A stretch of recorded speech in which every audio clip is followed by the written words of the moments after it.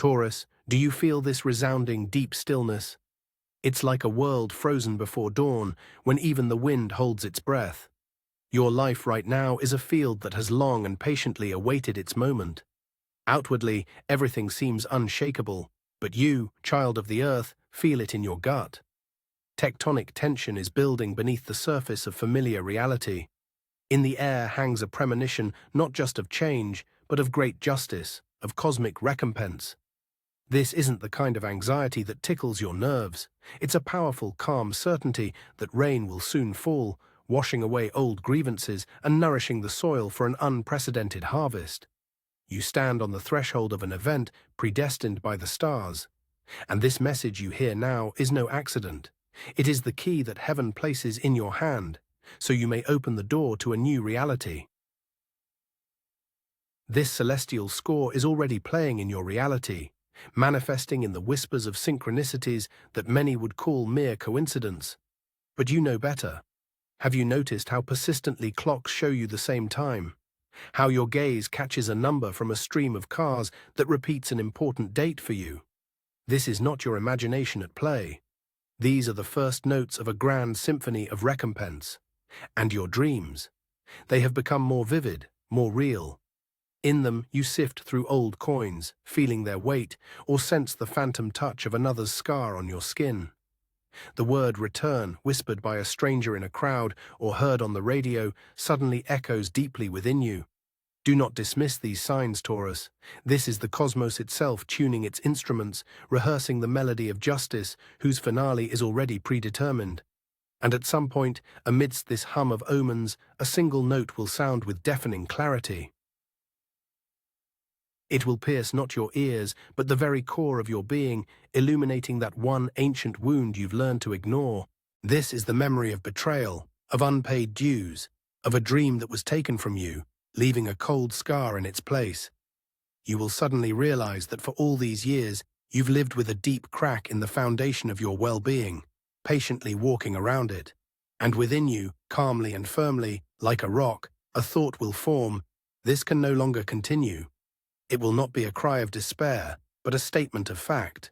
A realization that the phantom scar you felt is the mark of a chain that it's time to shed. You will understand that you must make space, not for struggle, but for acceptance. Acceptance of what rightfully belongs to you. But precisely at this moment, as you prepare to open the doors wide, your chief guardian will raise its head. Your famous stubbornness, your earthly inertia. This inner voice, which has helped you endure for centuries, will now become your main tempter. It won't shout, it will speak in a subtle, familiar whisper. Why risk it? We've built this world for so long. Everything here is familiar, every stone in its place. Yes, the foundation has cracked, but the house still stands. Don't touch it, and it won't collapse. This guardian of your peace will point to the familiar landscape of your life, convincing you that safety lies in unchanging routine. It will whisper that the familiar ache of an old scar is better than the uncertainty that healing will bring. And you will have to make a choice, to listen to this siren song of a quiet harbor, or to trust the ocean that is already carrying a ship with your name on board to your shore. And in this inner stillness, when the siren's whisper fades and the ocean's call subsides, you do more than just make a choice. You remember. You remember who you truly are. Not merely a patient builder, but the sovereign of this land, a guardian of true values, whose inner will is the unshakable foundation itself. And you do not take a step towards the ship. You simply straighten your shoulders, and from this regal, almost imperceptible movement, reality itself begins to align with you. The old scar ceases to be a reminder of loss and becomes the seal of your power over your own destiny. The universe has only waited for this, your calm, silent assent, your inner yes, which rings louder than any storm and annuls all previous agreements. And this yes of yours unlocks not one, but 3 doors in your reality. 3 portals through which restored justice will flood into your life. The first are the gates of abundance. Through them, the very material flow that was once blocked by another's will, leaving you on parched land, will return to your channel. The second are the gates of sincerity. Here, something more valuable than gold will be returned to you: peace of mind, healing that ancient crack in your trust in the world and its people. And the third, the most important, are the gates of destiny. Because a repaid debt is not an end, but fuel. Liberated energy that you will once again direct towards building what you were born for, rather than patching old leaks. These three paths are not a choice. They are three facets of a single crystal of justice that will soon be in your hands. And now the first facet of this crystal will turn to the light, and the gates of abundance will open slightly. It will manifest in the figure of a person from the past, the very one whose image is connected to your long-standing loss. Your first, almost instinctive temptation will be to take out the scales, to weigh their words against years of pain endured and the gifts they bring against missed opportunities. And at that moment, the scales will show that any material compensation is dust compared to the depth of your wound. Do not succumb to this, Taurus. Your true strength now lies not in meticulous accounting, but in your earthly wisdom. You are a gardener, not an accountant, and what has been brought to you is not payment, but the rarest fertilizer for your land. Your task is not to evaluate it, but to silently accept and put it to use, so that the most fruitful garden may grow in place of the old scar. To accept this gift means not to forgive the debtor, but to free yourself from the role of creditor. And as soon as you remove this gift from your field, without looking back, the second gates will open, the gates of sincerity. News of the restored balance will spread through your world like ripples on water, and those who once silently observed your loss will be drawn to you. They will come not with coins, but with words, belated regrets, and awkward attempts to explain their inaction. And here a new temptation awaits you, to turn your home into a courtroom, demanding a clear stance and public repentance from everyone. Do not do this. Your task is not to judge the past, but to set rules for the future. Listen to them, without letting old bitterness into your heart. Then calmly, as you know how, outline the new boundaries of your trust. Do not demand oaths, simply show where the line now lies, beyond which you will no longer allow anyone. True healing of trust is not about collecting others' apologies, but about creating a space where your own sincerity no longer needs protection. And when the last echoes of the past fade beyond the boundaries you've drawn, the third gates will swing open, the gates of destiny. All the returned resources will lie before you, both the ringing coin and the peace in your soul. And the greatest temptation will arise, to take the old blueprints and, with renewed vigor, begin to build the very life, the very dream that was once taken from you. This is the subtlest trap, Taurus. An attempt to prove to the past that it didn't break you will force you to serve a ghost, not the future. Your task is not to restore ruins, even if they are made of golden bricks. Your mission is to realize that that loss was not merely a theft, but a clearing of the ground for a vision for which you previously lacked both the courage and the scope. Burn the old blueprints. The universe repaid its debt to you, not for you to return to the starting point, but for you to launch from an entirely new height. And so that you do not get lost at this new height, without maps or blueprints, a guide will be sent to you. It will not appear in human form. One day, while digging in your garden or sorting through old things in the attic, your hand will come across it, a heavy, silent object. Perhaps it will be an old leather-bound book, its pages blank except for one, or a smooth river stone on which the veins form a single symbol, understandable only to you. No matter what form it takes, its essence is to give you a new compass, the sole principle for future construction. And this principle will be as simple as the earth itself. Your value is not in the walls you build, but in the ground they stand upon. This phrase, this symbol, will become your tuning fork. Henceforth, every decision you make, every stone you lay, you will align not with the ghost of the past, but with this primal truth about your own essence. Armed with this silent knowledge, you will lay the first stone. It will settle into the earth so easily and firmly, as if it had awaited your touch for centuries. Everything will proceed smoothly, almost effortlessly. Walls will rise on their own, and the soil beneath them will prove incredibly fertile. For a moment, it will seem to you that this is the end. that the battle is won and justice is a simple, quiet return to peace. You will feel a deep, intoxicating sense of completion, as if all that was needed was to reclaim what was yours and settle down. Do not be deceived by this stillness, Taurus. This is not a harbor, but merely the calm at the eye of a cyclone, given to you to catch your breath.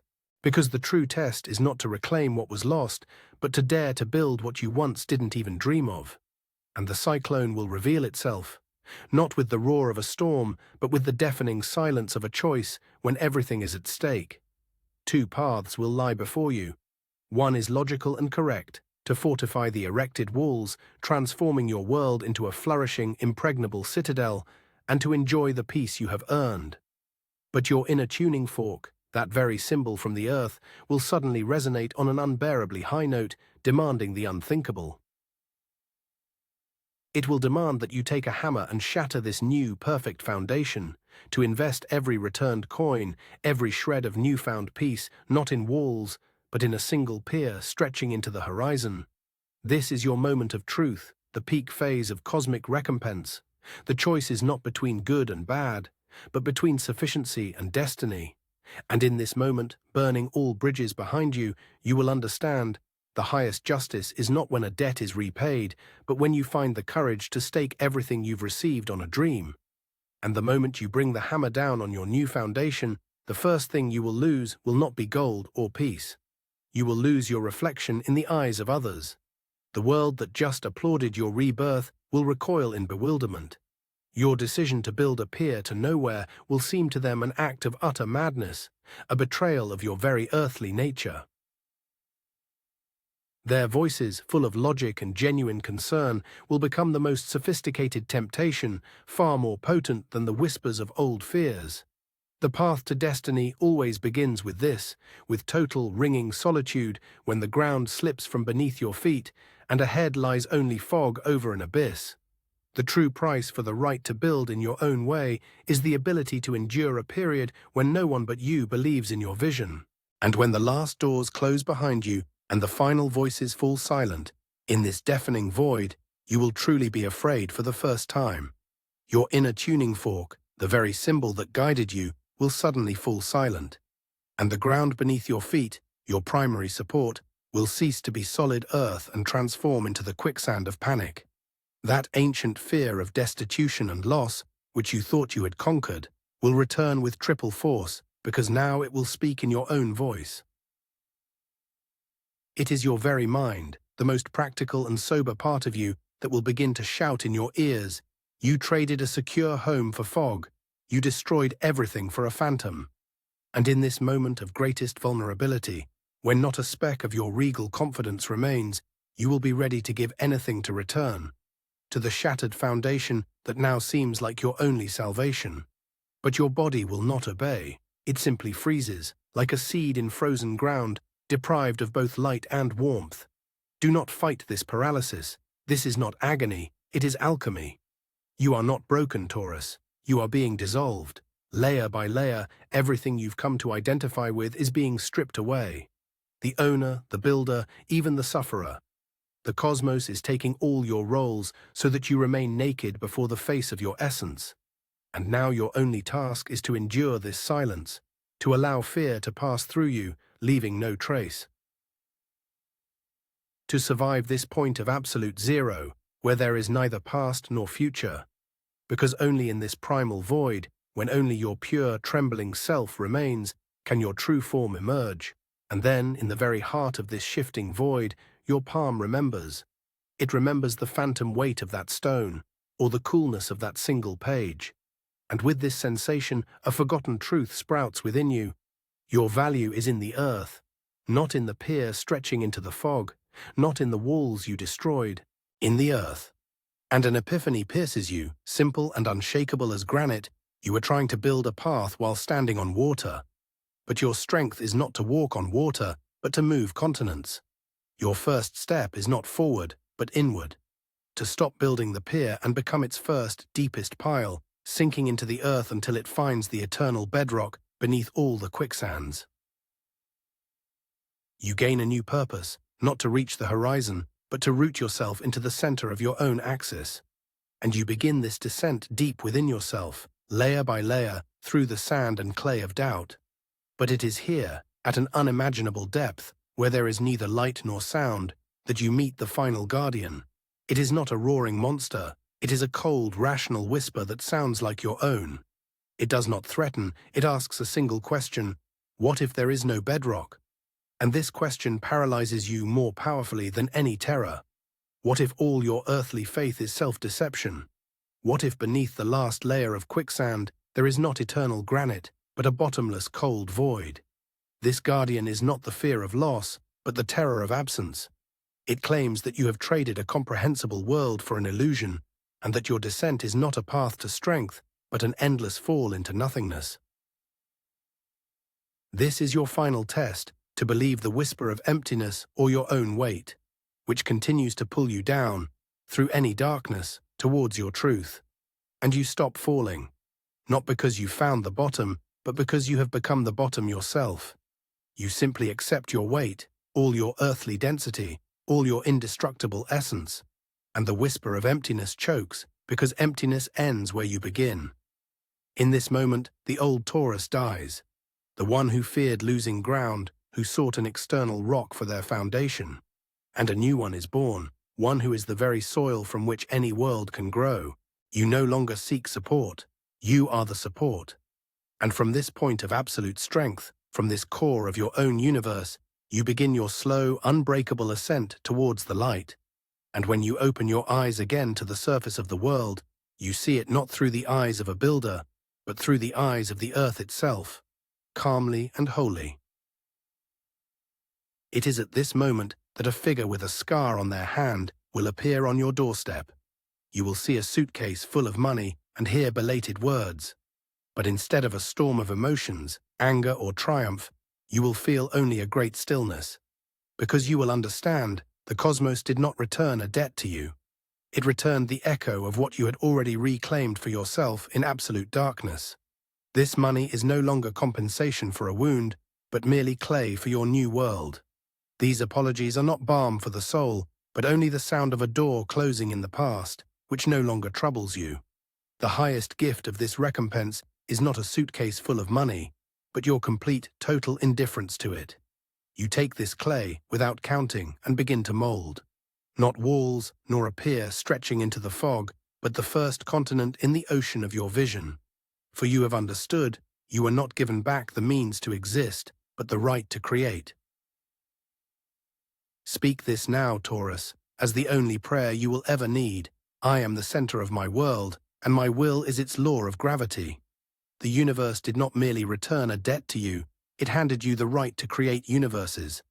And that scar on another's hand was merely a signature on an old contract that has been annulled. On the blank page of your destiny now shines only one question, the answer to which is your infinity. What's next?